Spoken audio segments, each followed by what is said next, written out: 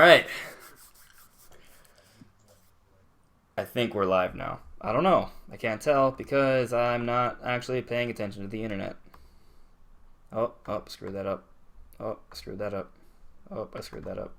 That's live. Oh, we're live. And okay, good. We're actually live now. So you guys can see it. Yeah. What do you guys think? There's no one here yet, so I mean we can change things up if I have to. Oh God. What? I'm on the screen. That's somebody else talk. Somebody else talk. No. It won't make my face bigger. It'll just make mine medium. Which isn't amazing, but it'll be okay. And yeah, Andy does have the Kimishima picture, which is totally badass. That's fine. Let's just stop chewing gum. So, are we going to start this, or? Yeah, we're going to start in a few minutes. I'm just waiting for some people to come in. Hey, guys, why don't you tweet this all out? What's up, Cosmic Wolf? How you doing? So, we're actually going to have a podcast tonight. Mostly about Zelda, some stuff about the Switch. We're going to just wait a couple minutes for people to come in. All right, friends and members, tweet this out. Let's get some people to actually come watch. And, yeah. Let me hop on Twitter. The Tweeter twatters. I hope I got the hashtag right. Probably didn't. I'm too much of an old man. Shit. I guess Even that means though- I'm a grandfather. Yeah. Okay, here we go. It's down. All right. So the podcast should be starting really soon, guys. It looks like we actually have some people already in, ready to go.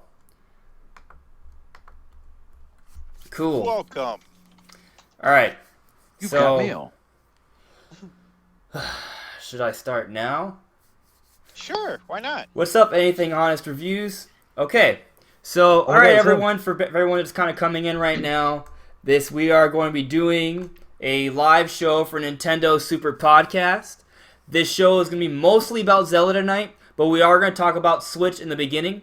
Hopefully, as people come in, we'll get our some of the smaller, less important topics about the Nintendo Switch, and then after a few minutes, we will jump into all the Zelda hype. What's up, Kev? Thanks, man. Yeah, I'm so excited. But anyways, we're going to get this show started. Anyways, Nintendo Super Podcast, this is it. And we're joined by the Nintendo Super team of Nintendo Andy, who is looking like Kimishima tonight. Right? Hello.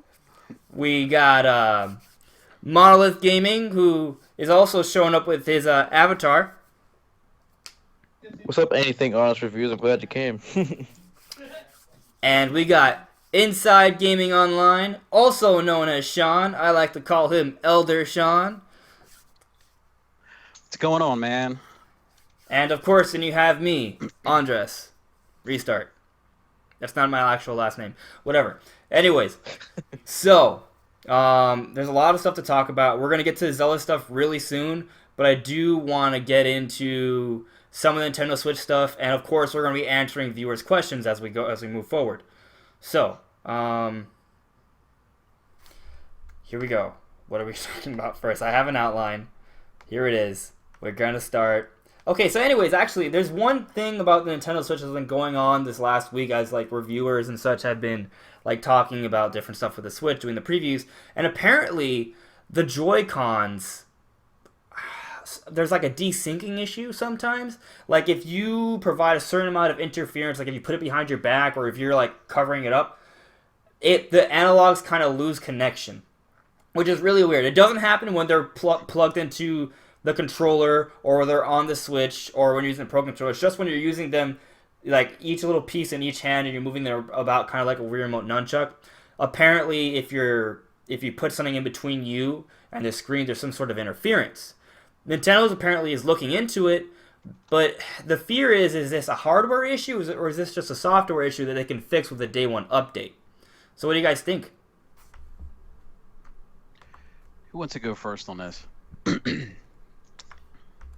I picked Andy. I think it's. I'll go first. I just think it's a not like yeah, you.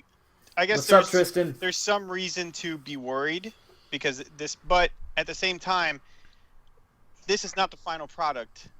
You know, until everyone gets this on Friday, and until everyone can play it by them, you know, for themselves and see for themselves. Wait until you make a decision or to judge this console until then. But everybody's already jumping at the gun and saying that, you know, oh, it's coming damaged. It's not the case. Wait until Friday and then we'll see how the finished product is. That's my view on it anyway. Okay, I hear you, Andy, and you know, like normally, if you watch my videos, you know I'm normally pretty hyped about Nintendo. I'm usually the optimist when it comes to them. I try to be realistic about things, but I'm usually pretty optimistic. Now, I'm not saying this is a reason to cancel your pre-order or being extremely concerned, but maybe I was just in a bad mood this week because I didn't sleep at all.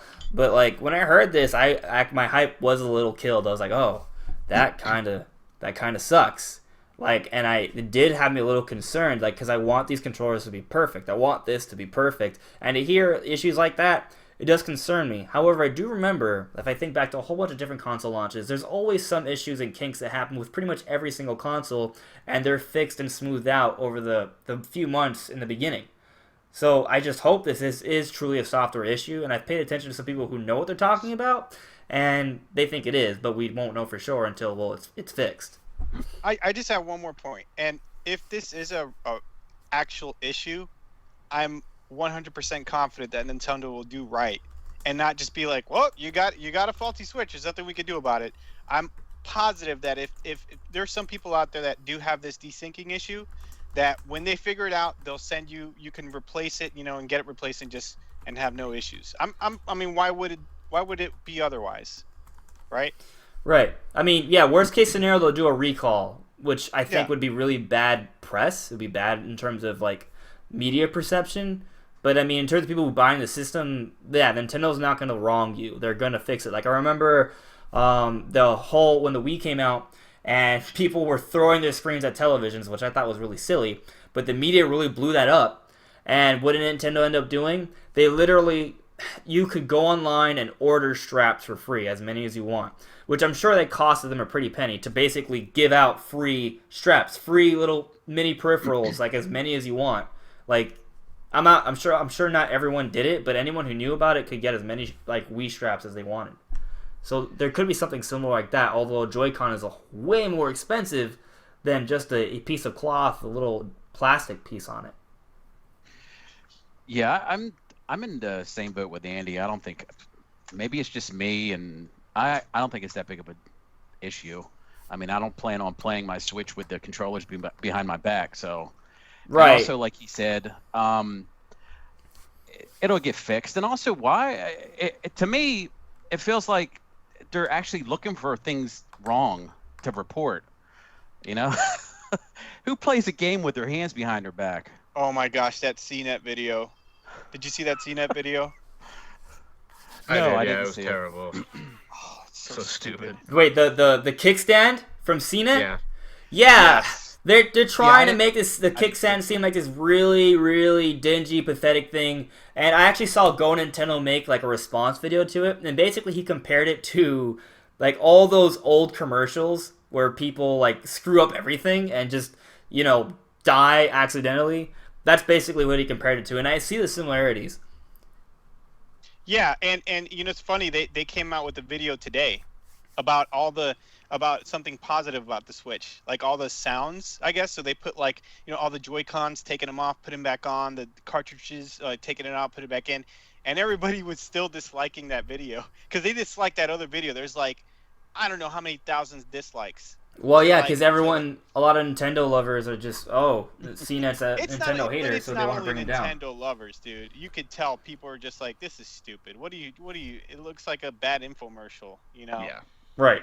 They try to right their wrong, and they just, yeah.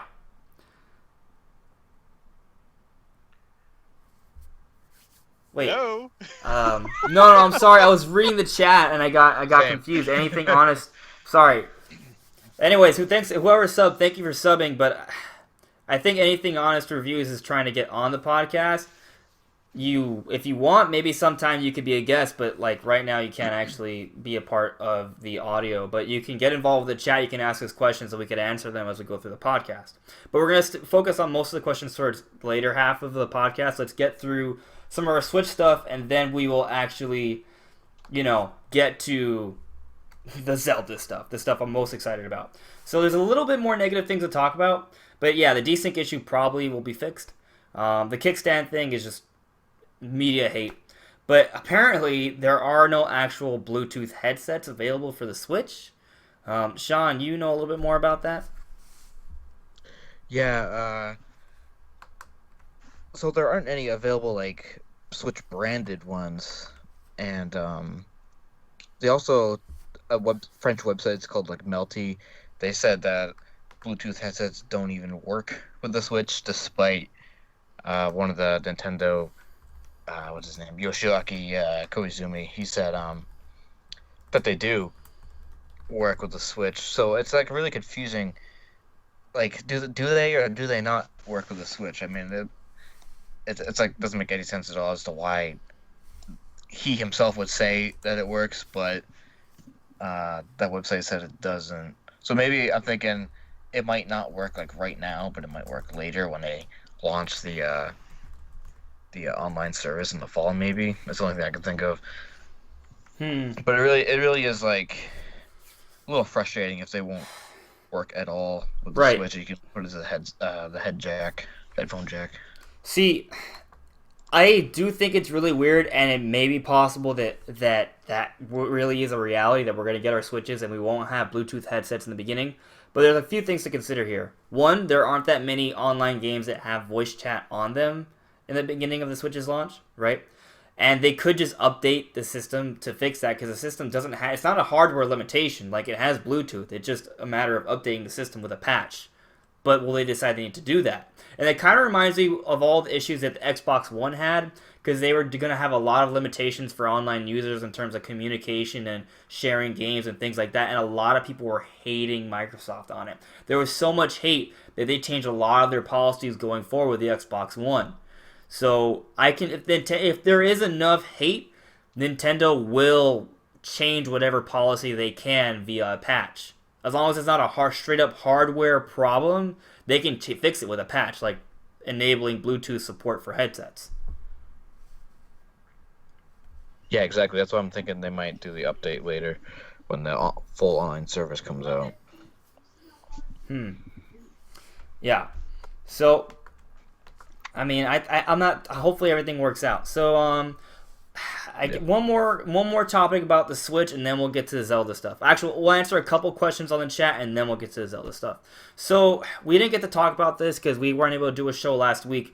But both Bethesda and Capcom, there were interviews coming out from both of them for the Switch, and they both seem to be really excited for the Nintendo Switch, like really excited. I mean, we already know Bethesda's putting on Skyrim, which is, yeah, it may be an old game. We're not sure which version of it is, but the fact that they're supporting Nintendo is really exciting because they've never done it before, unless you count like a Mickey Mouse game on the NES in the 80s, which doesn't count. And then Capcom is saying that they want to put AAA games on the Switch, and they say that they are working on the Resident Evil engine, the same engine that runs Resident Evil 7 on the Switch. So that's really exciting to me, but we don't know anything yet. Like, I expect to hear some AAA announcements at E3. I'm excited about that possibility. I mean, if Capcom says they want to bring it, I imagine we're going to see something, right? Yeah. Just curious what they're going to bring.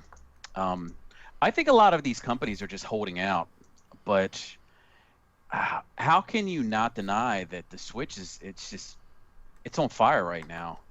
I forgot who I was talking with in Twitter, but I was in Best Buy the other day, and everybody that came in went by the Switch thing, and they're like, man, Nintendo's bringing a new system out, and it looks pretty badass. Last couple of years, you never heard anything like that. So even like PlayStation and Microsoft gamers are starting to get into the mix with the Switch. So it's pretty cool to see that Nintendo is actually finally getting some respect after all these years. Yeah. Right. Yeah, actually, because now I feel like we've covered a lot of these topics. Yeah, a lot of developers are are talking about Nintendo. A lot of people are talking a lot more about Nintendo nowadays, and I guess that brings us to our first point about Zelda. So I guess we're ready to get the whole Zelda ship started. Are we ready? Sure. Yes, sir. Yeah. Okay. So here we go. So speaking of people and in general, the masses respecting Nintendo again, younger Sean from Monolith Gaming, you had an interesting topic idea, and that was basically, will Breath of the Wild make people respect Nintendo again? And I like take them seriously, and I am hearing about a lot of people who don't always get every Zelda game, who aren't necessarily big Zelda fans, that are really excited about this game. Now, the straight up Nintendo haters, not really, but there are a lot of other people who would not normally buy Zelda that are really excited for Breath of the Wild. Like this game, there's so many great things that are being said about this game. It's incredible, really. Like this is looking like a game that's going to meet all the hype and then exceed it. And that's incredibly promising. It looks like Nintendo's accomplishing so much, and there's so much to talk about here. I don't really know where to start. But what are your initial thoughts on Breath of the Wild really changing their perception on Nintendo? Not all at once. Well, I guess I'll start. I mean, Nintendo has always been known to make good software, really good software. So as a Nintendo fan, they never left in that sense. You know what I mean? To me, anyways. But I could see how people that drifted away when the Wii era came and everything, and they went to PS3 and Xbox 360. I could see how they could be like, okay, I see Nintendo now, see what they're doing with Zelda. But man, this is, to me, it's just a completely different level. I mean, I've tried to not see as much as possible because I don't want to get spoiled or anything about the game. But there's little things like, for example, a larger enemy can just grab random smaller enemies and fling them at you. That's ridiculous, man. These enemies aren't even related, by the way. They're just like, stuff like that. When I see stuff like that, this is going to be something on a completely different level. This is going to be an event. I mean, this week when everybody starts playing this game, this is going to be, in my opinion, a historical event, because that's how big this game is. And for people will not be able to ignore this, because when people start playing this, they're going to want to post about it, and people are just going to see them in their mentions. Everybody's going to see this. So I just can't wait, man. And I think it's impossible to ignore this game. Yeah, I agree. Yeah. I got to mirror everything that you said, Andy. I am one of the few that like you guys, Nintendo never went away from me. I loved the Wii U. It wasn't marketed right, but I enjoyed its system. It's just awesome to see more people jumping on it, because for the last couple of years, being a Nintendo fan, we've got the short end of the stick. We've been dumped on. We've always, like last year at E3, everybody was bad mouthing us because we had one game, but that one game happened to be the best game at the show, in my opinion. Right. Zelda and this is being from someone who actually bought the first Legend of Zelda when it came out on the Nintendo Entertainment System. It's every time a Zelda game is released, to me, it's an epic event, and I don't think I've been looking forward to a game as much as this game in the last couple of years. So Thursday night after midnight, Friday morning, it's going to be game on. I can't wait. I'm like totally looking forward to this game, and I'm pretty much going to dedicate the weekend to this game. So I'm super hyped. Yeah, so you talk about, every big home console Zelda game being like in a big event for gaming for Nintendo. And yeah, that's true. But the truth is, when you go back to when Skyward Sword came out, I think that was probably the least celebrated home console Zelda. And I don't mean necessarily in terms of reviews, although if you do compare Skyward Sword reviews compared to Twilight Princess, Wind Waker, Majora's Mask, and Ocarina of Time, it is less. It is the weakest of the 5 before Breath of the Wild in terms of overall reviews when you compare every single, on Metacritic. It averaged like a 93, which is still amazing. It still destroys pretty much most games on the market. But for Zelda, it wasn't very good. And while I love Skyward Sword, it has a great story. I thought for the Wii it did do really good for the hardware, but it came out in 2011. The Wii had basically died at the end of 2010, so there's an entire year where there were no games. Everyone already moved on from the Wii after 2010. So they relaunched this game on a dead system, and they tried to revolutionize motion controls. But I think they did it like 4 or 5 years too late. It should have come out in like 2008 or 2009, you know. And on top of that, the reception for the controls was divisive. Not everyone did think it was revolutionary, or even just good enough. And then people were comparing it to like Skyrim. Skyrim came out at the same time, and I remember a lot of people like being way more excited for Skyrim than Skyward Sword. And I think we can all say, if we take our bias out of the equation, that Skyrim was a more prolific game. It had a bigger impact on sales, on the industry, on society than Skyward Sword did. I'm not saying it's a better game, although a lot of people do think it is, but overall it had a greater impact. And it was probably like, it's just kind of Skyward Sword just kind of, I feel, represents a low point for the Zelda franchise, because it just seemed like Nintendo at that point it seemed like Nintendo was going downwards, and then we got the Wii U, and then it just looked like Nintendo just didn't have it anymore. They didn't have what it took to really be better than everyone else. And now that brings us to Breath of the Wild. And everything that we're hearing exceeds the expectations of everyone who's used to the Skyrims, to the Witcher 3s, to the Horizon Zero Dawns, which are amazing games. But there are reviewers that are out there saying that those games are nothing like Breath of the Wild.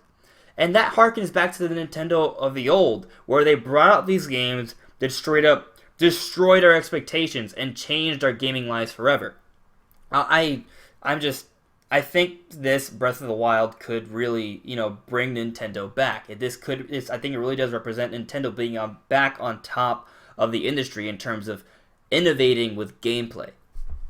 Those are my thoughts on it. Brief thoughts. It's funny. It's interesting what you said, that Nintendo brought back what made their games tick, their magic, and to me it's interesting, because as a person like Sean, like a lot of people that have never really stopped playing Nintendo games, you always knew in the back of your mind, you're like, they can do this. You know what I mean? Like, yes, we're surprised to see a game like Breath of the Wild. Yes, it's surprising to see such a open-ended physics-based game, but at the same time, you're like, I knew that this could happen, because we knew that Nintendo had the ability to bring out great stuff like this. It just hadn't happened such a long time that we were starting to doubt it just a little bit.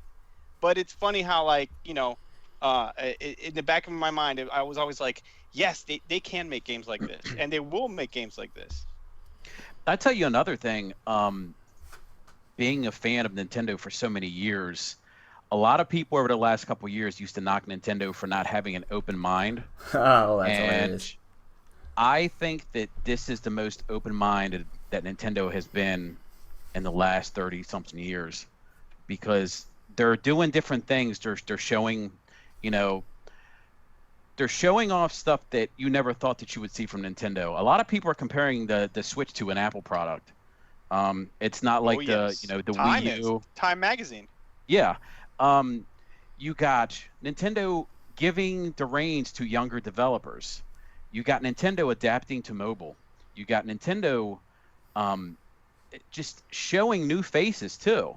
For the past 10 years, we just knew Miyamoto, Reggie, Iwata, and a few other, But now you're seeing all these developers and stuff. You're seeing the Splatoon developers. It's a new Nintendo. And being a fan for so long, I'm totally loving what I'm seeing.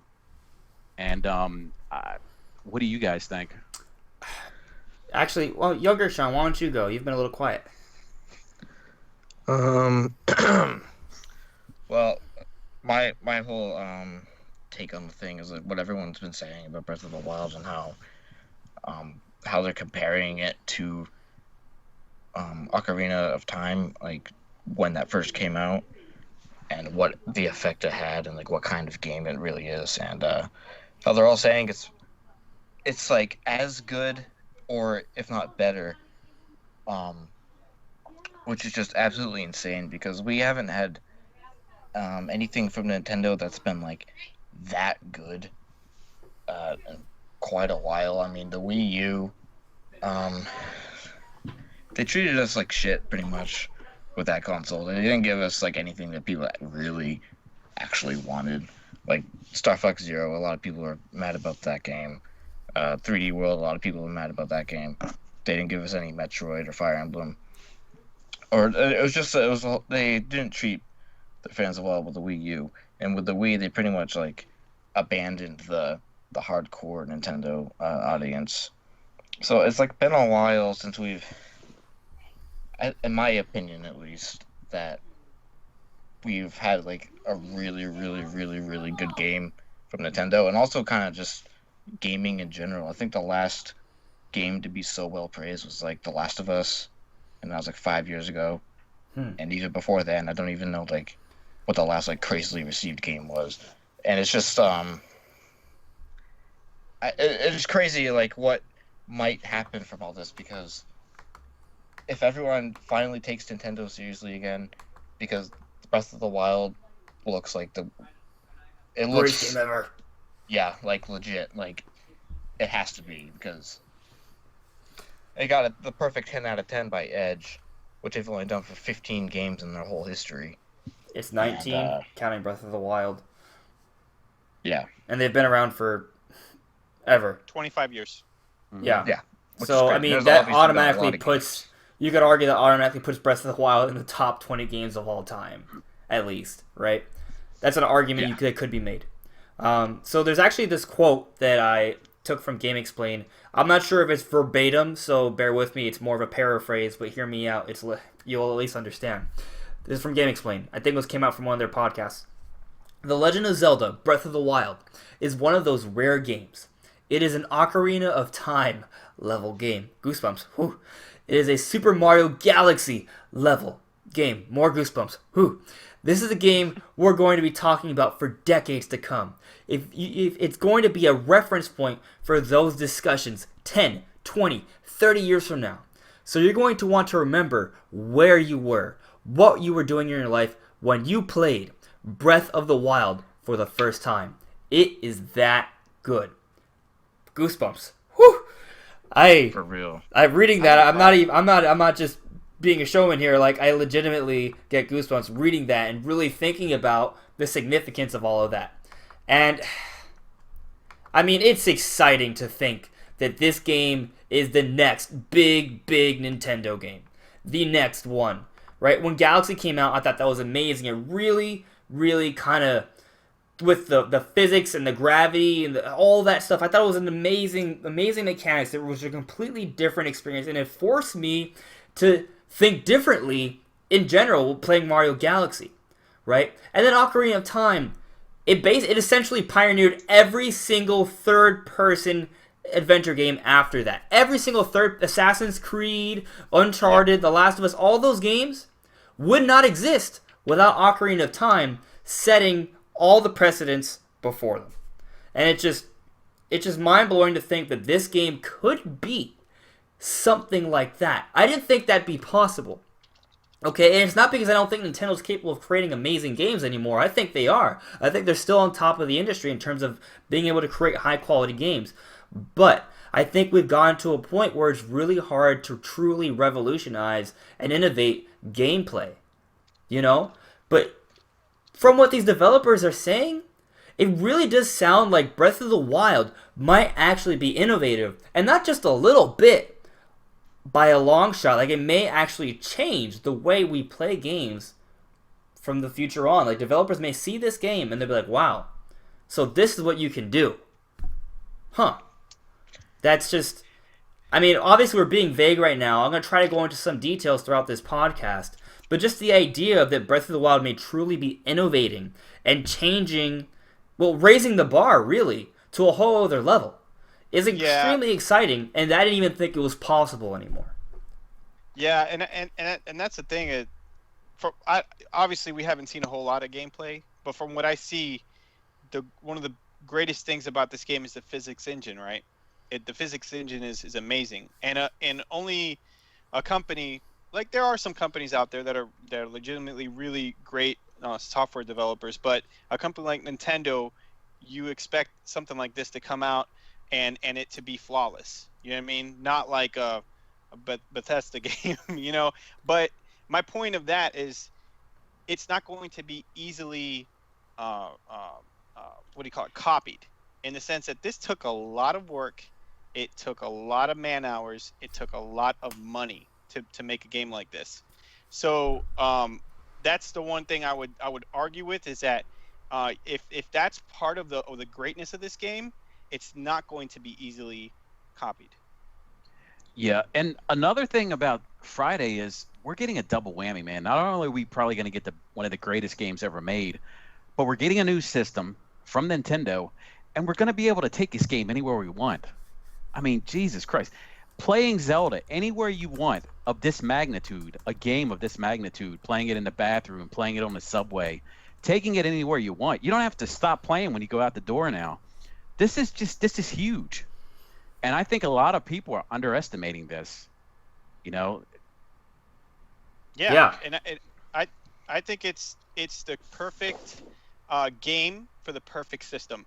You know what I mean? They're going to complement each other greatly, because what a lot of things, you know, the Wii U, as much as it wasn't successful, I thought the Wii U, the concept of it was really neat idea, and I still love my Wii U, even though it was a disappointment overall because of the games. But I love the actual system. It's so cool, you know, having a little screen. You could watch off, you know, you can, someone else could watch the TV while you sit there. I mean, it was a great system, but there was no game to headline that system. No game to say, hey, jump over, look at this game, and by the way, here's this cool system.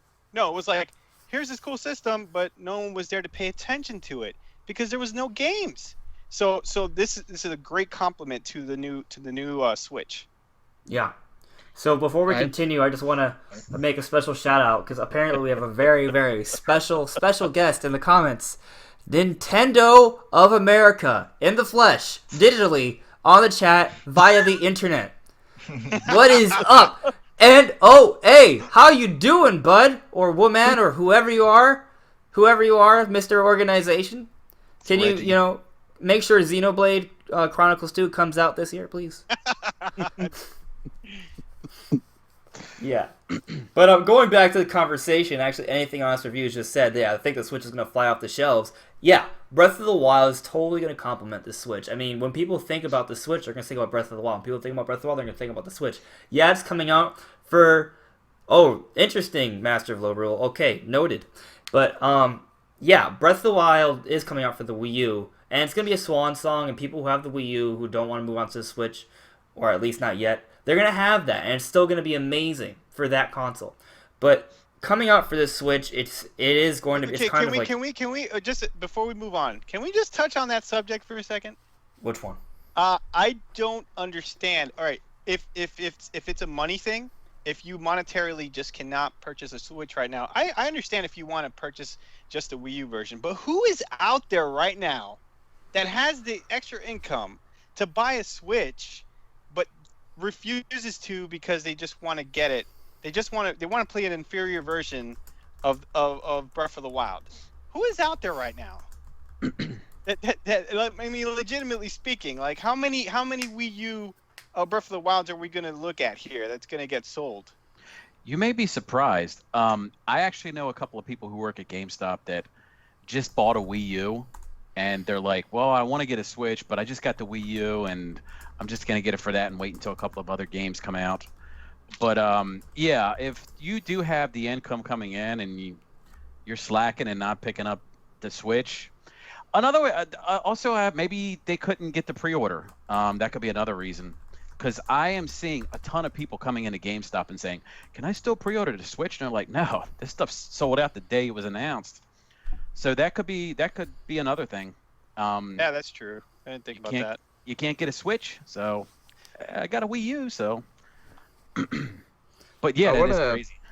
I want to talk real quick about what we were talking about earlier about the Game Explain quote and how they said that, or what Andres was saying, that it could really change the way we play games again. I had a conversation with my friends over the summer when I tried first starting my YouTube channel, and then I asked them, when do you think games will change like they did when they went into 3D, like from the Super Nintendo to the N64, and then like that generation to the PS2, and the PS2 to the 360 generation, and how ever since the 360 and PS3, games have pretty much been the same.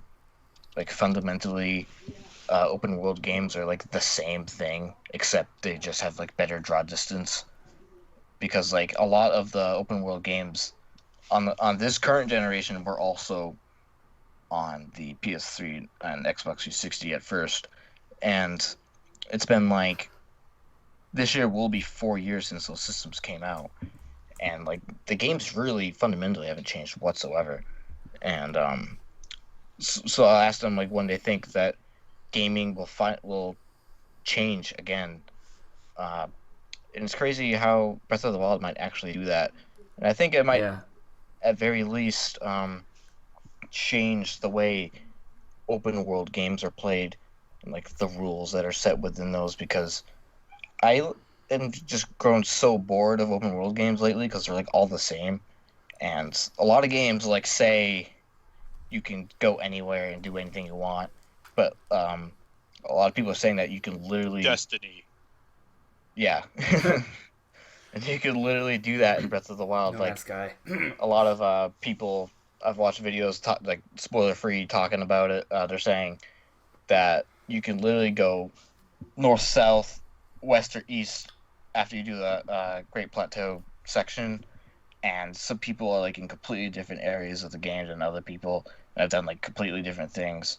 And that's just crazy. I can't wait for us to talk about that the next podcast we do. See like.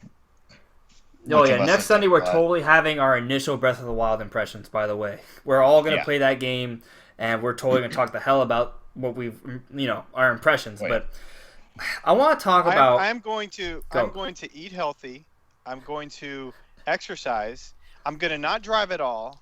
I'm going to make sure that I'm properly hydrated. I just don't want to die until Breath of the Wild comes out. After that, after I played it and beat it, that's fine. I can start eating junk food again and not doing exercise. Yeah, on Sunday we'll be just drunk, so drunk, and like we'll just, once we've played it, it doesn't matter anymore. But maybe we should wait until we beat the game.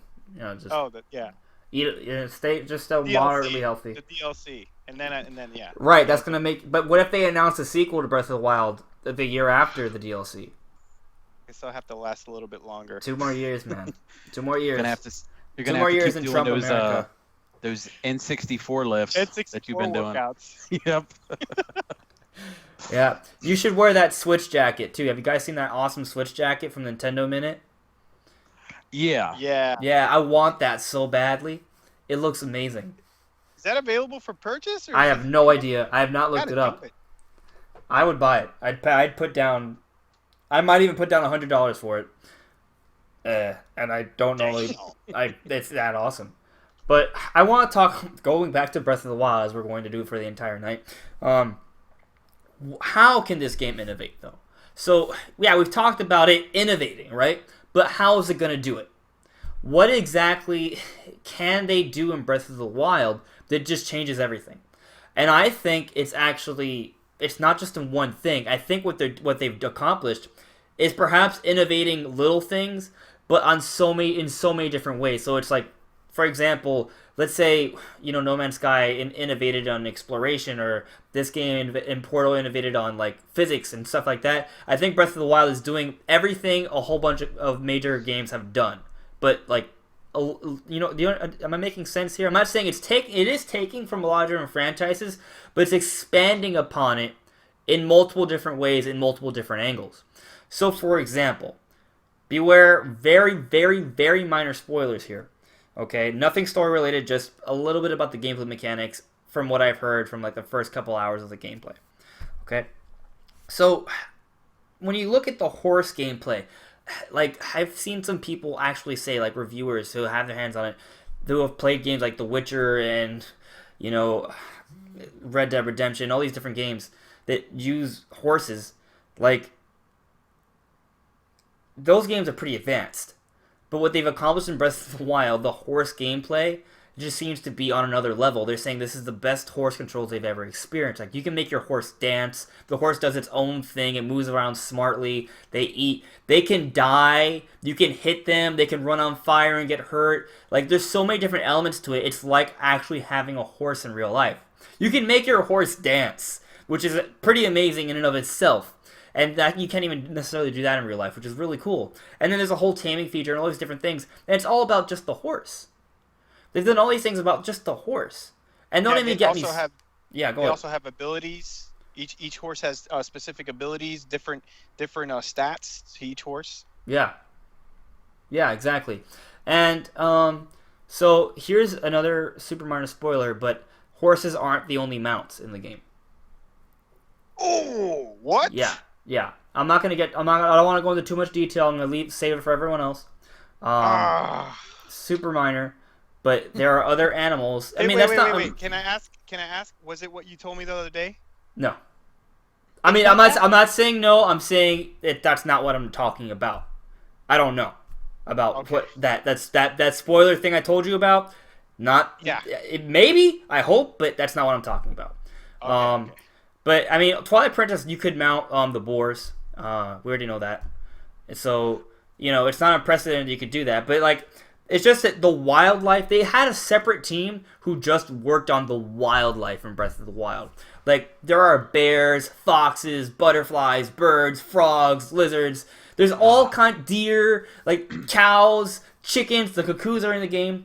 Like, there's just so many different animals. Like, it's like a living, breathing world. And they worked on the animation, so every animal responds and acts realistically, dynamically with the world.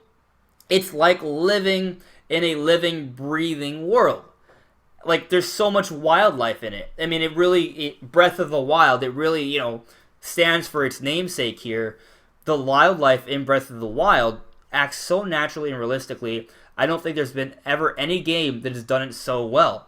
And there have been games that have focused on that, and Breath of the Wild is doing it better. And that's just one of many elements in Breath of the Wild, which is insane. Like, I don't know how they accomplished all of this, even in 5 or 6 years. It's just crazy when you think about everything that's going on with this game. I agree. I don't know how they did. I mean, looking back, we were complaining, like, how long is this going to take? It's taking forever. And now that we know what it is, we're like, how did they do this in that little time? And what I think stands out, and what I mentioned earlier, is the physics engine to this game. Every time I see just a little snippets of things, I'm like, that is amazing. Like, you've seen like ragdoll physics in games before. Yes, you have seen that. Yeah. But not to the point of that this game does, where you can actually use the elements. You could use bombs to blow up different things, stack boxes, stack big pieces of wood, use yourself as a catapult. All these different things you could just experiment with, and it all makes sense. It's all in the physics, and that right there alone, I bet people are just going to waste hours and hours just like seeing how far they can catapult themselves. Just hours doing that. Yeah. Like, and that's why this game is going to be so great, because it goes back to Ocarina of Time, where you could just sit there, you could just fish. Remember that? That was such a huge deal when that came out. And you could just, this is a game, you could just fish. Look, you got, little fish, big fish. This is the same thing, except such on a deeper level and so much more larger scale. Advanced, it's just incredible. Yeah. Incredible. It's just, it's not just the wildlife. You said there's a lot going on with the physics. Like this, apparently the main reason why it took so long to get Breath of the Wild out to this point, all pretty much entirely had to do with the physics engine of this game. They wanted to get everything right, and for everything I'm hearing about, the physics engine is amazing. It works with everything. Everything is dynamic in this world. They literally built a living, breathing world. Like, everything reacts to everything, even the people. So, other minor spoiler, this will not impact your enjoyment of the game at all. Trust me, okay? I understand. I'm not going to ruin the game for you. But there are a number of villages. There aren't just one or two in the game. And there are people all throughout Breath of the Wild, not just in villages, but also in the villages. And these villages, apparently all these villages have tons of things you can do in them. And there's people in them, right? So you guys know Majora's Mask? How Clocktown was one of the best realized towns we've ever seen because everyone had their own schedules and they're doing all the different things and they all had interesting stories. Well, in Breath of the Wild, each town is basically like Clocktown, except in Majora's Mask, everyone had a set path that you couldn't interrupt. In Breath of the Wild, yes, everyone has their own schedules, their own things to do, their own backstories, and tons of things to do in each town, where there's multiple towns in the game. But they react dynamically. So you can get into the way with them, you can stop them, you can scare them, you can move them about, you can hurt people, you can do all these different things. I don't think you can kill them. I think that's the one thing you may not be able to do. I don't know that for sure, but everything else, these people are reacting dynamically to the world. People can get attacked in the wild, and it's up to you to save them or leave them for dead. It's just everything reacts naturally. So you have actual characters that seem like living, breathing characters. You have animals that seem like living, breathing animals. And then you have all these weather effects that just happen all the time that literally affect gameplay more than any other game I've ever seen. Yes, other games have weather effects, but I haven't seen it affect gameplay to such an effect before. Like if it's raining, you slip down rocks. If it's lightning, you better put away your iron suit or you will get obliterated by a lightning bolt. That's cool. Yeah. So it's just there's all these different systems in place that change everything and all interact with each other. It's just a layering process, one on top of another, and it's just mind-boggling to think that they accomplished all of this and then more. So. And we're not even tapping into the story yet, too. No, we're not. And I don't want to because I don't want to know about it. I hope it's amazing. From the little bit of dialogue that I've seen, and I've tried, like I said, this is not trying to see spoilers, but it's everywhere. It's like you can't open Twitter because people are just posting stuff like crazy. But from the little bit of dialogue I saw, I love, the dialogue from Zelda games. Sometimes it's kind of funny, kind of weird. It's mostly weird, but kind of funny at times. But from what I've seen, it's vastly improved. Like it's like just dialogue that makes you chuckle out loud. How good it is sometimes. I hope I see more of that. That's the one thing that I hope I see more is better dialogue and obviously better story. But yeah, I'm excited for that. Yeah. No, there's a lot of things I've seen. I'm trying to restrain myself, but there are a lot of things I've seen. And yeah, I haven't seen major story spoilers, thank God, but I have seen some pictures of some side character interactions, and the dialogue does seem really, really interesting. This is a very adult Zelda, if that makes any sense. Like, I'm not saying you're gonna run around and chop people's heads off and see explosions and have sex and drugs everywhere, but yes, but true. But there are characters that will make references to sexuality, not blatantly like, oh, I want to pile drive your holes or anything like that, but they but I've seen some pictures of maybe like a woman who sees Link naked in underwear. She might react to that. Like she'll respond to you completely differently, like if you had clothes on. Like things like that. Like subtle things that, happen in real life all the time. Nothing that a kid wouldn't be able to see, but there are references to all these different things. Suggestive themes on the ESRB rating. That's why it's there. There's just so many layers to this game, and I think the dialogue it's really special what they're doing. Now we don't know this for sure because we haven't seen all the reviews yet, but there is a story to consider, and story is very important to me in Zelda. Skyward Sword did a great job of it, and from what we're hearing, they may have even gotten the story right, which most open world games can't say. It's either you have a really big, awesome world, or you have a really great story. It's one or the other, not both. So, for example, Xenoblade Chronicles had an amazing story. It still had a big world, but not a giant open world with tons and it did, but not in comparison to Xenoblade X, where it's probably the biggest open world we've ever seen, next to maybe only like No Man's Sky, right? But the story, while good, was not great. So there was a sacrifice here. But apparently, they figured out a way to tell a really good story while having a very dense and massive open world. I don't know. What do you think, Monolith? Yeah, I 100% agree. It's like what I said earlier. It's like the open world genre has just become so predictable and boring because I love games with a good story more than anything. And like I was just playing Final Fantasy 15, which is like half open world, half not. It's really weird. And so like the first half of the game is open world, and the second half is not. So the first half, you have no idea what the story is. So by the time the story kicks in, the second half of the game, there's all these details and stuff. You have like no idea what's going on, because the open world, you do so many side quests and so little story progression that you have like no idea, because you spend like 5 minutes playing the story part, but like 15 hours doing other random crap. So yeah, that's the thing about like open world games that like kind of doesn't appeal to me. But like what you said, Xenoblade Chronicles had like a big world, not a giant one, but like still a really good story. And even though Breath of the Wild has like a giant, like stupidly large world, I do think we're gonna get something similar to Xenoblade Chronicles without the story to be told. Right.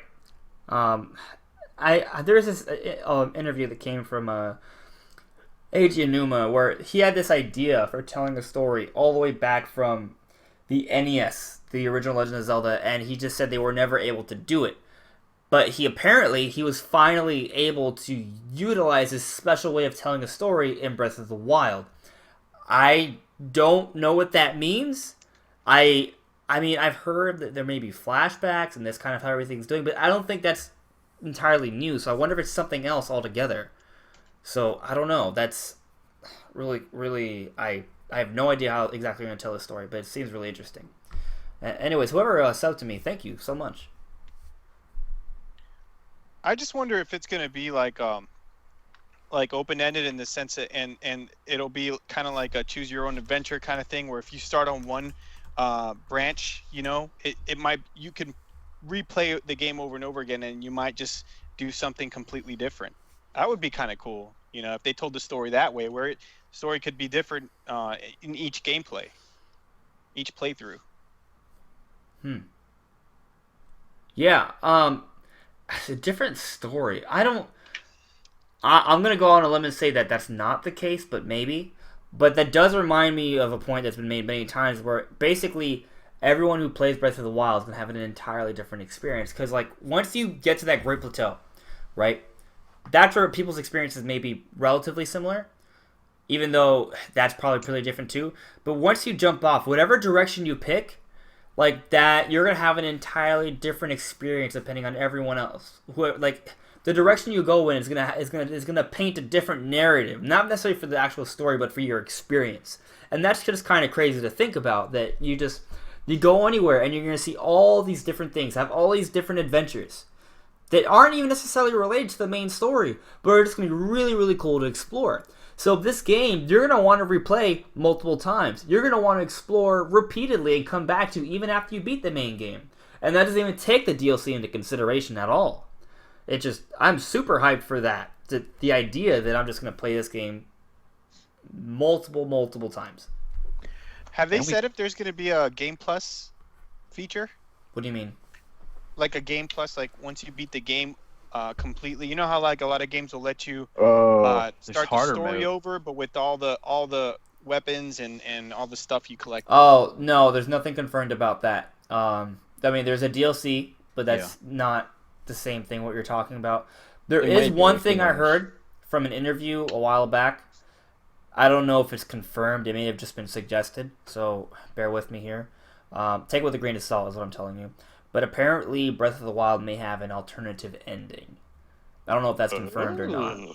So, and from what I heard, it was basically based on, I think it was an interview from Eiji Aonuma, but I just don't have the source right by now, so I don't want to go ahead and say it's confirmed if it's actually not.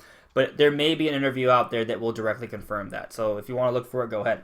But basically, from what I remember in my head, the alternative ending that you can acquire or see is based on how much you accomplish in the game.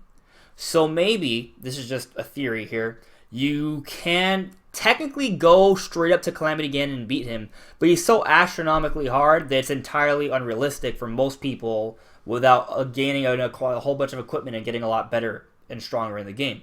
However, what if you go ahead and you do every sort of story mission entirely, and that gives you an entirely different story? So what you have the possibility of beating Calamity Ganon from the very beginning, or going through the course of the actual story, seeing everything there is to the story, and that gives you an entirely different ending. Or it could be a whole Metroid Prime route where if you 100% the game, you see an extended ending. I mean, there's so many different options here in terms of how they tell the story and what kind of ending we could see. But basically, there's going to be an alternative ending based on how much you do in the game. So that's, I mean, really cool. I don't know what you guys want from that. Is it going to be more like Metroid Prime? Or is it going to be more like just a completely different event, which could create another timeline within how you play the game, which is kind of interesting to think about too. Kind of like a butterfly effect. If you do something or you don't Oh my do God. something, it Yeah, that's probably going to be exactly what it is. Breath That of the would be Wild. pretty cool. Breath of the Wild creates two timelines. There's the one where you go straight to Calamity Ganon, and there's the one where you go through the course and beat the normal story and find out Zelda's pregnant. That's a joke. I don't know if she's actually pregnant. She might be. But I don't Might actually tingle. know. What? well, you said you can mount things other than horses, so you never know. Oh. I was But, talking about other animals. Oh. I didn't mean it that way either. Spoiler. I really hope there's no 6-year-olds in this stream. I'm sorry. They won't get it. No. And if they do, then They're pretty smart. Good on you. So I want to read another quote from another reviewer. So this is from Polygon. Okay. So I'm taking a quote here, so it may not make entire sense in terms of context. Just bear with me. First, Breath of the Wild respects your intelligence as a player more than any Legend of Zelda before it. And second, Breath of the Wild demands your respect. And if you forget that for longer than a few minutes, it'll remind you by knocking you flat on your ass. That's verbatim from Polygon. So, Wow. basically, this game doesn't hold your hand, but at the same time, if you're not prepared, it will destroy you. Like, this game is hard. I'm hearing that people die like crazy. This game is as hard as the NES game, maybe even harder. However, it's not like so painfully hard like Dark Souls, because when you lose in Dark Souls, you feel it. You know, like you go back a lot, you lose your progress. In Breath of the Wild, apparently the way it's set up, like even though you die, you will die a lot, but you're usually your respawn point is not too far off. You don't really lose your items, and a lot of times, even if you keep on dying in the same place, the way Breath of the Wild is, you may end up deciding just to explore another area that's incredibly interesting. So it's just kind of like, oh, you'll just do something else. And the way that the world is structured, like death doesn't feel like a penalty, but you will die a lot, and there are things that are going to constantly challenge you in Breath of the Wild. It's survival of the fittest. Breath of the Wild. It fits its namesake. That's what I'm hearing. It's really exciting. I love challenging games. I mean, if you watch my streams, you know I love to torture myself. So it's just kind of crazy that this Zelda is actually going to be really, really hard without even having a hard mode. And then the DLC is going to have hard mode. Oh my god, this game's already ridiculously hard. How hard is hard mode going to be? So, I don't know, but, you know, it's just... I love that this Zelda has a lot of challenge and a lot of depth. I mean, what are you guys' thoughts on that? I mean, there's so many different directions we go with this in terms of the difficulty and the different things they're doing to make it hard, but just about Zelda being hard. Like, what do you guys think? It's a really, really good change of pace because Zelda has been so easy lately. It's like not even funny, especially Twilight Princess. I think that's the easiest Zelda game, and it also makes you confused as to why they have it as a E10 plus rating because of how like mature and hard it is. I don't know why they didn't just give it a T rating, but yeah, that's what I think about. In terms of the rating, I think a lot of times Nintendo is just smart about their ratings. Like, sometimes there are certain games that they know what to avoid. Like, there are red flags, you know? Like, if you straight up have a sex scene, then the game automatically has to be rated M or something, you know what I mean? Like, but if you just have characters talking about things and they make references that aren't blatantly obvious, then they don't have to... That's not a red flag. You know what I mean? Does that make sense? Mhm. Like, for example, when Link basically jabbed his sword into Ganon's head at the end of Ocarina of Time, and you saw green blood, like, it's very vague as to what it is. But if they made that green gush that came out of his head red, all of a sudden the game has to bump up in rating for something as simple as that. So they just made it green. Yeah. You know what I mean? Yeah. That makes sense? Yeah. So I think they're just smart about how they do things. So, like, the game's not childish, but it's constructed in a way where most people won't really think there's anything that's too, suggestive or rude or explicit for a younger audience. Yeah, what about the difficulty?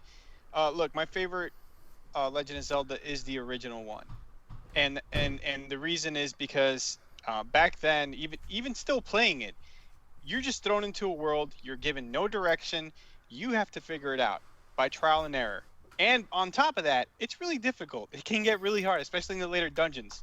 And that's why I love this. This Zelda seems the same way. You're just thrown into a world, not really a whole lot of direction, and the difficulty is ranked up. And I love that about it. Too many games nowadays are too easy. Video games are supposed to test your reflexes, test your memory, test your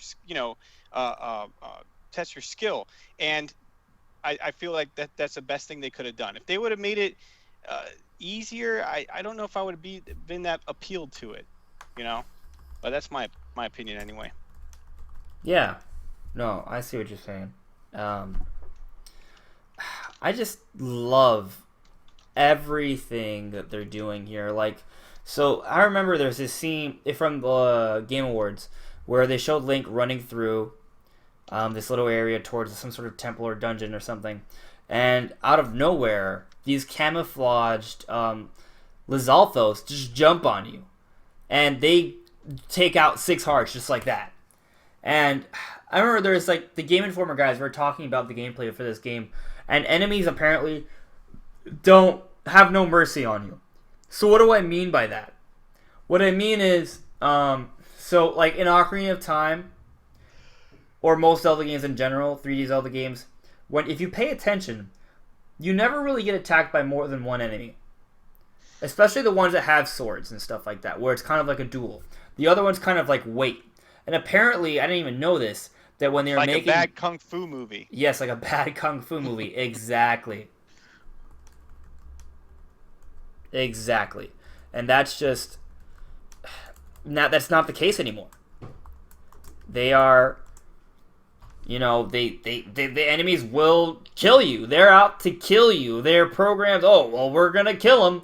And we're, like, why am I going to give him a second chance? If I have to kill my friend to do it, I'm going to kill him. You even talked about that scene where there's a giant bokoblin or whatever the hell it is with a giant horn. He saw one of those little skeleton guys, and he picked him up and he threw him at Link. He threw him at Link to get the kill. And the best part is the skeleton was like flailing in the air as he's getting thrown. It's so awesome. But go ahead. Sorry. Yeah. Point that out. Oh, awesome, another sub. Thank you so much. But yeah, he throws a skeleton at him. And that's just kind of crazy how the enemies have no mercy on you. Which brings up an entire other point. The AI in this game. The artificial intelligence is impressive. Like, they're smart enough to throw enemies at you. Like, I gotta do something, Or like, if you can take away an enemy's weapons, they will start throwing rocks at you. Like, I was watching this gameplay, apparently from Zeltic, actually. He got to play the Great Plateau, and he had some of his fans had recommendations for him, like, to try to accomplish certain things in the Great Plateau. And he was climbing up in the Temple of Time, and he didn't bother to get a weapon. He was trying to run through and accomplish certain things very quickly. And the bokoblin didn't have a weapon, but it followed him inside the temple, and he was climbing up, like, inside the temple, trying to find this little hole, and the bokoblin started throwing rocks at him. Like, even though he was high up, they were throwing rocks. They was throwing rocks at him as he was climbing up. Like, it was just very interesting how it was not going to give up on trying to kill him. That's like, cool. They're pretty smart, for what they are, which is really interesting. And I heard this other thing about this enemy that I have no idea about. I have no idea what it is. But apparently there's this enemy that will watch you, just stare at you from afar, and if you get close, it will destroy you. Like it will follow you and stare at you for a really long time in a very scary way. And What? yeah, that's what I heard. I don't know what it is. I just know there's this really scary enemy in the game that can see you from very far away, and you can try to sneak around it, but it's just so good at seeing sneaky things. It just stares at you. Oh, dang. And if you don't run as fast as you can, the moment you see it, it will obliterate you. That's all I know. I don't know what it is. But that sounds like something straight out of a horror video game. That you know what that reminds me to? There's two enemies in my video game life that have given me that feeling that you describing that guy. The one guy is Nemesis from Resident Evil. That guy that runs after you. The bulky one. And the other one is the snake from Final Fantasy VII in that little lagoon. You know what I'm talking about? Anybody? No? Those two enemies, what you just described to me, it's like it's going to be that kind of enemy where it's going to imprint in your mind. You're going to wake up in the middle of the night in sweats just thinking about that guy. That's going to be awesome. Yeah, it's terrifying to think about, but it's really cool. It actually reminds me the Game Explain Andre Seegers, he had a quote from Breath of the Wild about an enemy he was fighting, and he was saying that I'm paraphrasing here, but he was saying I didn't think this enemy could reach me. He was saying in meme voice, he was like, oh, that moment when you think you're completely safe from your enemies and they find a way to get to you and kill you. And Whoa. Yeah, you can't feel comfortable in this game because enemies are smart and they're out to get you. And this is a game of survival. You're out for resources and you're basically like a hyena. You're going to scavenge and try to get as much as you can. This game, it is after you. Let me ask you guys a question. Do you think this could be a bad thing?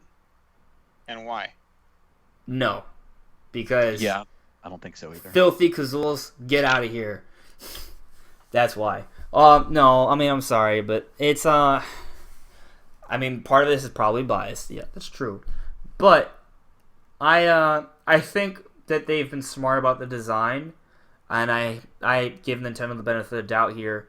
And I mean, everything I'm saying, even though people are dying a lot and they're getting shocked and they feel like they're getting pushed in certain ways, it's never, they don't, from what we've heard from the impressions, maybe the later on impressions will be worse, right? But from the early on impressions, even though the game is hard and you die a lot and you feel like enemies can always find you and kill you no matter what and you have to get a lot of resources, it never feels like they're beating you down. You just want to continue to explore and enjoy more.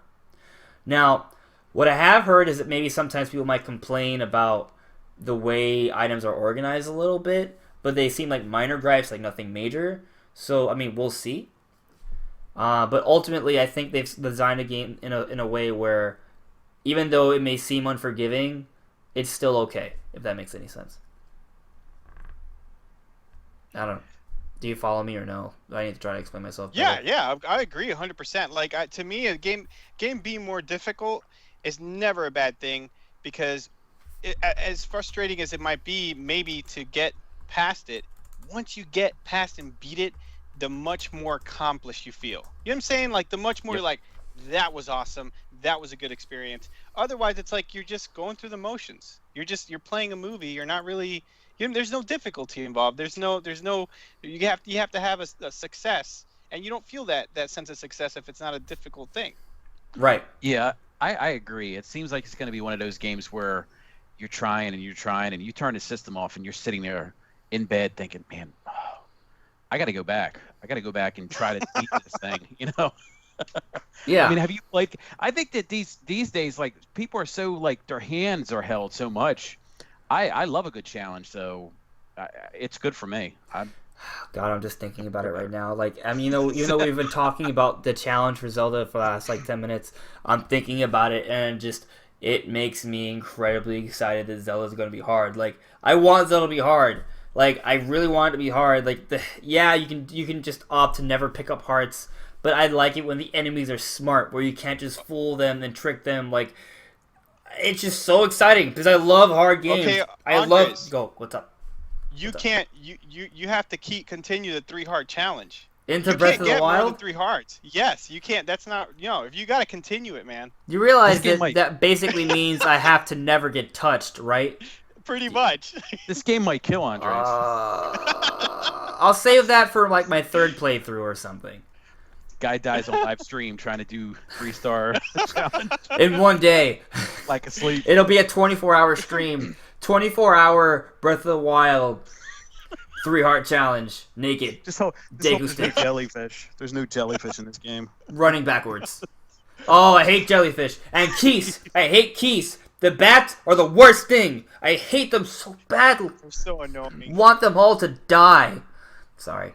I'm playing through Ocarina of Time right now, and 3-heart challenge, like, the bats kill me more than anything else.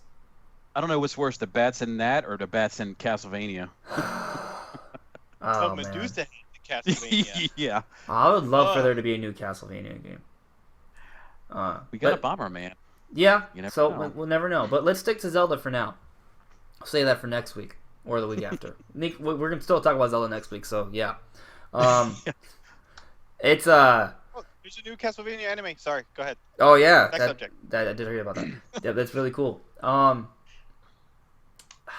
Actually, speaking of anime, I mean, we touch on the dialogue and the story, but like, I really like the style they're going with here. It just seems like even the characters, like I've seen a few stills of some like side characters, and they have emotions. Like not the voice, like the actual like voiceovers are pretty much only in the cutscenes, but the actual like these side characters, like they still have that. They're still quirky, a lot of quirky characters with interesting motives and ideas, and you can see their facial expressions, and I think like the anime like style goes really well with that. It's very descriptive, if that makes any sense. Yeah. It reminds me of a grown-up Wind Waker, to tell you the truth. Just the way, you know what I'm saying? Yeah, no, definitely. Yeah, I agree. Yeah, and I was looking at a video today, and I can't think of any of the guys' names, but the creators of Breath of the Wild, they were saying that they were heavily inspired by Miyazaki films, and you could see it. I mean, it just the art style, it looks incredible, and I agree. It goes well with expressions, so hopefully we'll see a lot of good story elements that can flesh that out. Yeah, definitely. I mean, the few things we've seen for Zelda, it's really really cool. It's I love like the few interactions we've seen between Link and Zelda. It feels like in terms of story that they're really doing an evolution of what they did with Skyward Sword. Like Skyward Sword, I thought had a very well told story. Now, I mean, obviously, I don't really know what they're going with for Breath of the Wild, but from the little I've seen, they're really keeping up that relationship between Link and Zelda, and the way the characters are told and the way they're shown off. It makes you believe in the character, makes you want to know more about the character, and that's really interesting to me. They get you invested. Like when I played the beginning of Skyward Sword, I immediately fell in love with Zelda. Immediately, like her emotions, her interactions with Link, there was clearly like some sort of relationship there. There was a history there. You could see it, you could feel it, and it was just very interesting. And I look forward to seeing something similar, perhaps an evolution of it in Breath of the Wild, which is extremely exciting. Yeah, I agree. And I mean, I actually heard some interesting things here from the Game Explain guys. They were saying from their impressions that basically, like, the game has kind of like a Majora's Mask like tone, right? But it has like the presentation of Skyward Sword. Like the story is told like Skyward Sword, like emotionally, but it has the tone, that darkness, that mystique from Majora's Mask, which is a very intriguing combination. But it also has the brutality and the openness of the original Legend of Zelda all in one, and that's kind of like, like what? They're taking the best things from each Zelda game and putting it into one. And that's Just like the Switch. Yeah, that's what I was gonna say. Just like Yeah. the Switch. Yeah, it's very, very exciting. I am stoked. Really. There's so much I can say about this game. that I am lost. Like, have you guys seen the amount of items that are in this game? No. Well, I Yeah, mean, I haven't I've seen kind the of like cut numbers, but off. I've kind of like cut off. Did a blackout for watching spoilers and stuff like that because I just want to take it all in. okay. Well, actually, let's go back. Let's take this conversation back a little bit. I was comparing this game to other games, how it's taking elements from other games. But, so Edge is the first review that's come out for Breath of the Wild, and they gave it a straight up 10 out of 10. And here's one of I think it's like the ending quote for the review. You guys ready? So, Go ahead. not since Ocarina of Time have we set foot in a world that feels so mind-bogglingly vast and unerringly magical, that proves so relentlessly intriguing. Plenty of games promise to let us go anywhere and do anything. Few, if any, Doesn't it? ever deliver so irresistibly. 19 years on Ocarina is still held up as the high watermark of gaming's best loved and greatest series. Now, it may have to settle for second place. 10 out of 10. Damn. Edge. So Yeah, that's Ocarina of savage. Time. Ocarina of Time is my favorite game of all time. It is, truly. And the idea that there could be a game out there that will surpass that, it doesn't seem realistic. And I honestly, that review alone is not enough to do it, because I'm a veteran of getting overhyped for Zelda games. And I've like, oh, this is it. This is the one that's going to surpass Ocarina of Time. I was thinking that for Twilight Princess. Nope. Skyward Sword. This is it. This is the one. Nope. And now, I'm aware that maybe it's just not possible. Maybe the nostalgia is too strong. Maybe because I was so young with such a special time in my life that it's not possible. And maybe it isn't. But Breath of the Wild may be the closest. Or maybe it will surpass it. Maybe it really will be that special. I don't know. But I can't wait to give it the chance. I cannot wait for it. Yeah, that's something to ask you a couple weeks from now. To be down honest, on the it won't. I podcast. won't know 2 weeks from now. I mean, It'll have to be something you have to ask me years later. To be honest. but just like you, there are other people out there. There are professional reviewers out there that think the same way you do. That maybe it's nostalgia. Maybe it won't. However, that being said, look at all the previews. The way they were talking about this game, it goes in sync with exactly what you just said. What is it? Polygon that said that? No, it was that website that you just mentioned that gave it a 10 out of 10. Edge. It's a magazine, actually. Edge. They're going. They're all talking like the same way about this game. You know what I mean? And you have to have some people in there that maybe we're going to look at it with rose-colored glasses, but even with that, they still talk like this game is amazing. So I think Nintendo knew that as well when they made this game. They're like, yeah, we don't want to just build up on something like just make a better Skyward Sword. We want to do something that's going to blow everybody away, and I think that they accomplished this from what I've seen. Yeah, and it's just so special to think that Nintendo is capable of this. Like, he brings us kind of back full circle to our first Zelda point, or Nintendo point, how Breath of the Wild is making people take Nintendo seriously again. It's kind of reminding everyone that, assuming we believe everything that we're hearing from these early on impressions from reviewers, that Nintendo truly is the best developer in the world, because they're surpassing our expectations. This game was already incredibly hyped up, yet somehow they're still blowing us away. And it's interesting because, you know what, Nintendo hasn't always been like this. I mean, the whole Wii and Wii U era, they weren't really like this. The latter half of the Wii era.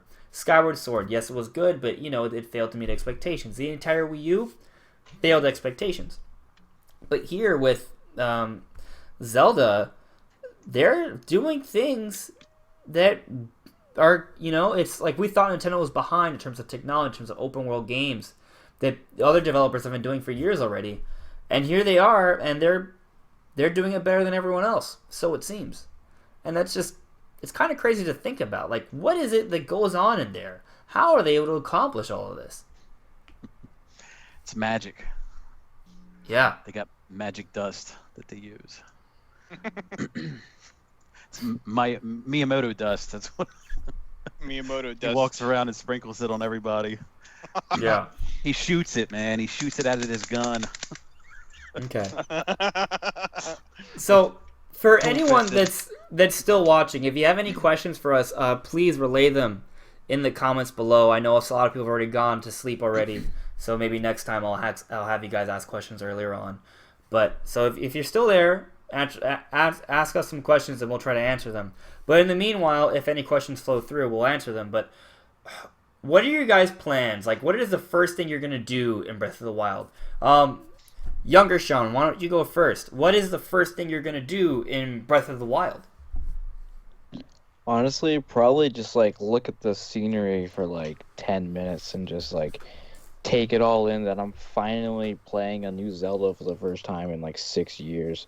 And I don't know, I'll just have this like huge sense of being overwhelmed, and like I won't even know what I couldn't even tell you honestly what I'm the first thing I'm gonna do. I'm obviously gonna do like all the tutorial stuff, but like I don't even know. Like there's just so much stuff. I don't know if I'm gonna what direction I'm gonna go after the Great Plateau or anything. I don't know. Probably gonna go south, honestly, just because I feel like no one will go that way. Behind everything. Yeah, it's actually an Yeah. interesting idea. I thought about that. But you mentioned something about the tutorial stuff. And I've heard in terms of tutorial stuff that like they don't really like the Great Plateau basically is a tutorial, but it's not a blatant tutorial. Like you Yeah. are allowed to do everything you want freely, which is a stark contrast with Skyward Sword, where it's kind of like you have to do this, you have to do this, you have to do this, you have to do this, and then go there and then do this. And 2 hours later, it was when finally the game starts to open up a little bit. And Twilight Wait. Princess. Breath of the Wild And opens Twilight up after Prince. the I was first. gonna say Yeah, Twilight that too. Princess sucks with that too, dude. Yeah, they're really hard to get started. Like, yeah, your first playthrough, you're so in awe of the game and the scenery and such that you're into it, right? But it's kind of like once you've seen a movie the first time, you already know what's going to happen, so you kind of just want to get into the game. So with Skyward Sword and Twilight Princess, they're really hard to start. But with Breath of the Wild, immediately you're allowed to pretty much do whatever the hell you want. So, yeah, and I can understand how you wouldn't really know exactly what you want to do starting Breath of the Wild. I'm trying to think about it, but I'm not sure yet, so I'm going to let you guys answer that question first. Who wants to go next, Andy or Elder? I'll go Sean? next. I'll go next. I want to know. I want to just from the get go. How many ways can I kill Link? Like I want to find out how many ways can he die. Like I'm gonna try to drown him. I'm gonna try. I mean, blow myself up. Shoot an arrow in the air. See if it falls down and hits me in the face. Everything I can do to kill. I want to see how many ways he could die. That's just me. I'm just curious. Huh. Yeah, that's definitely something you can do. I mean, I'm sure you'll find many ways to die, and I hope you die a lot. I really do. Thanks. Just burn itself alive. You can burn yourself alive, for all I care.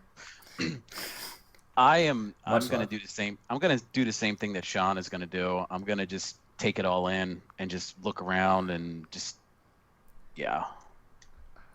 That's what I'm gonna do. I'm not gonna just jump into it. I'm just gonna look around and just, yeah, because he's right. It's the first real Zelda game that we've had in a long time, and just take it in. Huh. Yeah. Enjoy the moment. Okay. So, I am having a bit of an issue because, I'm starting to get into that streaming game and I'm streaming gameplay, and I definitely want to stream Breath of the Wild, but Zelda's always been a very personal experience for me. And streaming's a very social thing. So, I'm trying to decide how exactly I want to go about this for Breath of the Wild. Am I going to stream the game my first time playing it, or am I going to play it first and then stream it afterwards? I'm just not sure exactly what I'm going to do. I think it's just so hard. I'm not sure. I may have to just go with my gut feeling at that moment. But hypothetically, let's say I stream the game, and it's gonna have it set up in a way where I'm gonna be focused on the game and I'm gonna enjoy it. But there probably will be those moments where I'll look back on the comments and do certain things and interact with them. But for the most part, I'm gonna allow myself to focus on the game. Maybe it's gonna be kind of like going to the movies with friends.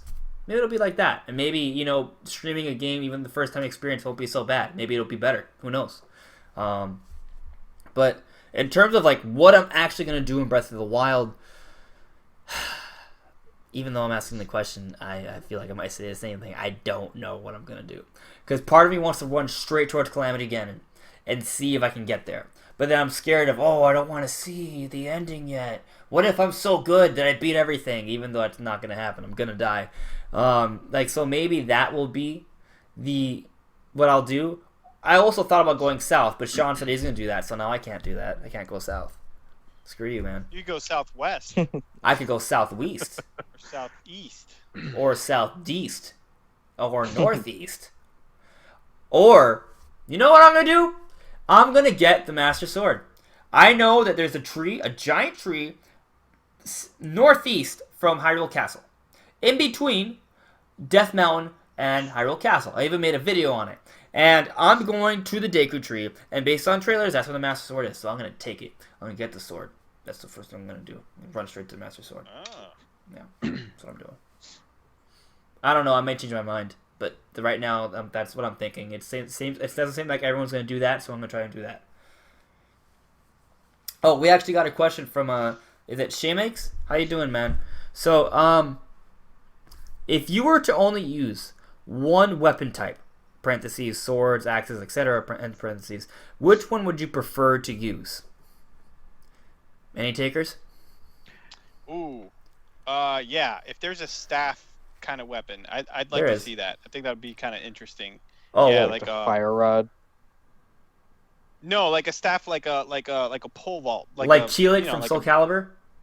Yes, yeah, like that. I think that would be really Like, cool. so you could do a lot of... Well, I mean, there is the spears, which isn't exactly a staff.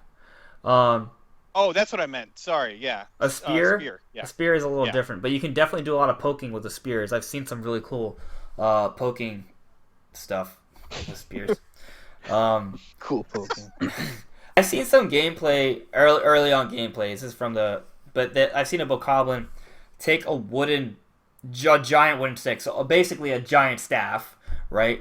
And he swings it around like basically everything within like a 10-foot diameter of him gets knocked away. So I mean, maybe there are going to be kind of staffs like that. Like there's so many different weapon options, weapon classes, really interesting, and everyone kind of feels different, which is also really cool. I don't know. What are you guys thinking in terms of your weapon uses? I'm still trying to figure it out. For me, it's got to be a sword or Actually, you know what? an Swords, enemy's arm. yeah. Oh yeah, you can. There are some enemies can where you do can that? use their arms. Oops. Yeah, you can use like a skeleton's arm and Yeah. Oh, that's awesome. you Yeah. beat the game with skeleton's arm. It's messed up. You fight a skeleton. Wait, can you rip out their arm and then beat them to death with it, or no? Kind of. If you knock them out, if you slash the direction of their arm, I think the arm will come off. And if they're Then not you dead can yet, beat you can pick up the arm and beat them with it. Yes. That is awesome. You could also beat them with their heads because their heads come off too. Yeah. Yeah. So there's that. Younger Sean, what about you? If you can like legitimately use the fire rod as a weapon and not just for like special occasions, then I'll definitely use that thing because I would just love to burn everything around me. Some men just want to see the world burn. Yeah. I think your only issue with that is that, yeah, you can totally use that as a weapon, but it may not last very long, so they may come down to having enough fire rods. But maybe you can craft That's true. fire rods. I don't know. I mean, there are a lot of items that can be used for crafting. We don't know what they can be used for, so maybe you can make fire rods. Maybe. I don't know. I don't want to say something that's in the game that actually isn't. So, but it just maybe that's possible. Yeah. So I'm kind of like a very classical kind of person when it comes to. I'm not really, but swords. I want to use sword. Yeah, I'm just gonna use sword. Like it's so boring because I love swords. However, I also do like the idea of playing like Legolas mode, where you just shield surf and jump in the air and just shoot 2 arrows at enemies. So I may play quite a bit of a game just acting as if I'm Legolas from Lord of the Rings, and that would be pretty dope. Honestly, it's a really awesome idea to think about doing that. And then at the second half, maybe we'll play as Aragorn. You know, I'll just use a giant 2-handed sword and just mop the floor with a whole bunch of goblins. And then for Calamity Ganon, I'll use an axe. Like Gimli. The dwarf. Yeah.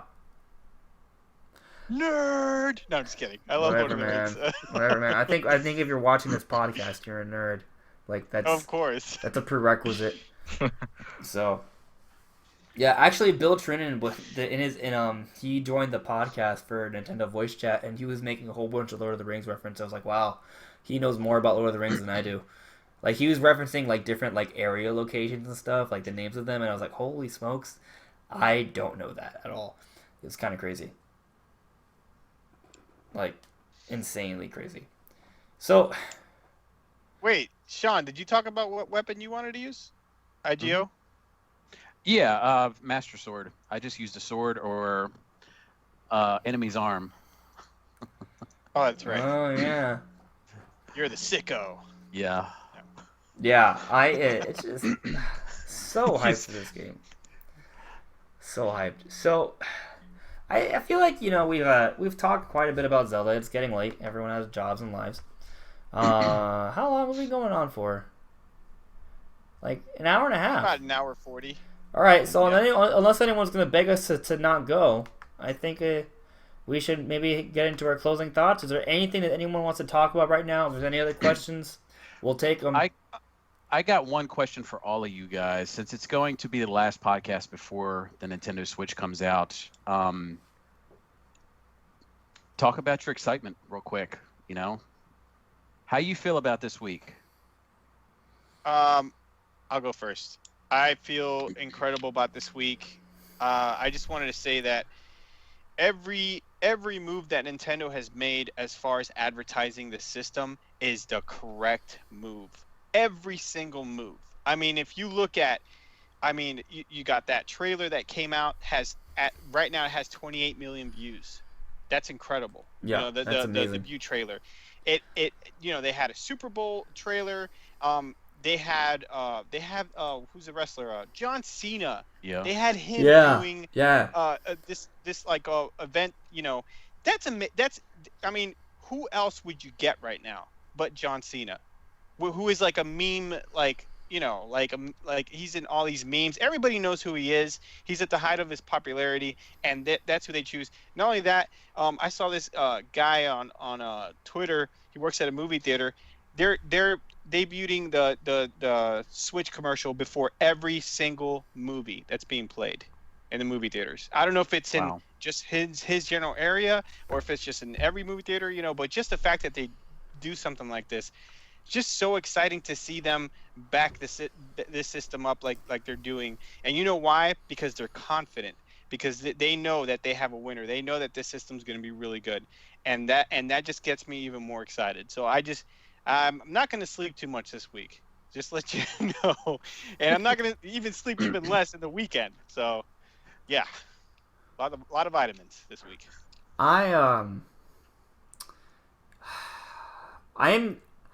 I'm ready for Breath of the Wild to come out Thursday night. I'm getting it at midnight. I have this plan in my head where I'm going to still create a bunch of videos and work really hard because I'm on this crazy roll where I just don't sleep and I just do everything. And like I'm going to try to beat Ocarina of Time, and I'm going to try to beat Majora's Mask, all with just 3 hearts right before the system comes out. On Thursday night, I'm going to run to GameStop. I'm going to come home. I'm going to do these unboxing videos. I'm going to publish them. And I'm going to play Breath of the Wild. And then I'm going to play Breath of the Wild again Friday night. And I have no idea when I'm going to sleep, because I still have to work like 40 hours a week on top of making videos and stuff and preparing to be an actor. And I don't know how I have the time. I don't know how I'm going to do any of this, but I'm going to do all of it. I also have to make a short film. I don't know when I'm going to do that. Short films take hours of work. I have no idea how I'm going to do it. Oh, it's also my brother's birthday. I'm going to ignore my brother on his birthday. Like, there's just so much going on this week. It's insane. I'm not going to ignore my brother. I love him. But maybe I'll get him to play Zelda with me. That's what we're going to do. I'm extremely excited for Zelda. I'm extremely excited for the Switch. I am not as excited for the Switch as I am for Zelda, because I think the Switch is kind of like a work in progress. Because I'm going to get the Switch, I'm going to love the hell out of it, yeah. And I'm going to want to see everything there is to it. But yeah, it's not going to be that full, like... I'm so excited for Zelda that it's just overshadowing the Switch right now. If that makes any sense. I'm still excited for it, and I want to play Fast RMX on. I want to play, Shovel Knight as well on top of Zelda. Although I have no idea when I'll play those, but I'm gonna play them eventually. And then by the time I'm done with Zelda, there's gonna be Mario Kart and Arms, and then Smash, and then Mario Odyssey, and Splatoon 2, and Xenoblade, and then a whole bunch of other games. Like, it's looking like such a great system. I am so excited for it. I think we are watching with Breath of the Wild. That's at this point seeming like it's truly going to be the greatest of all time. Like, if it really accomplishes that, launching with a game like that, I mean, that's what a great way to start. What a great way to start. The Wii U may have been a sour note in Nintendo's history, but, a lot of times, you have to go through hardship to come out, restart a new generation, and be better than ever. And I think that's what's happening with Nintendo right now, and I'm extremely excited about that. I am excited to be a part of this new generation of Nintendo. It's amazing. Yeah. Sean? He's speechless. He's crying. He's crying right now. Yeah, pretty much. It's like honestly been like all I've been thinking about, both Zelda and the Switch. Don't tell your girlfriend that. Well, I've told her. I talked to her about it, and it's like surreal, like how close it is to Zelda and the Switch. Like, it seems just like a month ago we didn't even know what the Switch was. It was practically a month ago. It was only like 3 months ago that we didn't even know what it was, and there was just all these rumors like every day for like years. And I don't know. It's just I am a little too excited. I don't think I've ever been more excited for anything in my life. And I don't know. Like it's just so surreal and weird that we're so close to it. Like, how many days is it now? 4 or 5? Yep, 4 days.